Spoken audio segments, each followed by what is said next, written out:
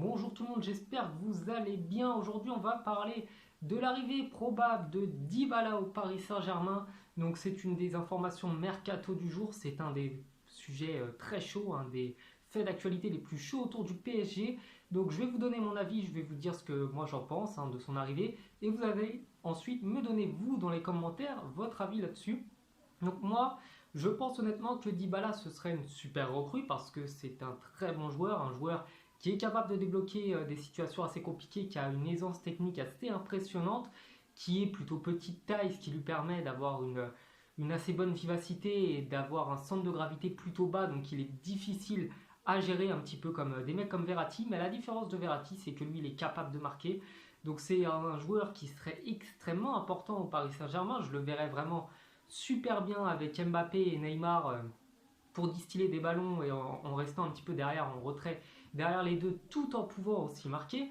Donc la question qu'on va se poser, c'est qu'est-ce que deviendrait du coup Draxler et Di Maria, parce qu'ils seraient un petit peu poussés vers la sortie, sachant qu'il y a également Cavani qui occupe une place très importante en attaque. Mais on va pas se le cacher, quand on voit les performances d'un mec comme Draxler, je pense que si on pouvait vendre Draxler et récupérer Dybala, ce serait vraiment la super opération du PSG, sachant en plus qu'il y a Idrissa Gueye qui va vraisemblablement arriver dans les prochaines semaines, dans les prochains jours. Donc le PSG est en train vraiment de se renforcer énormément. Je compte surtout sur vous là dans les commentaires pour me dire ce que vous en pensez.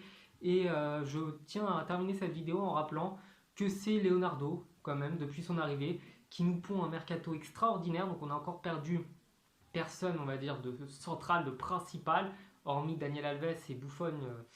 Mais ça, c'était un petit peu logique, on s'en doutait. Mais concrètement, le PSG n'a pas perdu des mecs comme Thiago Silva, n'a pas perdu Cavani pour le moment, n'a pas perdu Verratti, n'a pas perdu Neymar, ni Mbappé. Donc je pense que le mercato du PSG est plutôt bon pour le début, pour le moment. Et donc j'attends encore une fois vos réactions dans les commentaires. Je vous souhaite une bonne journée, je vous dis à la prochaine. Ciao.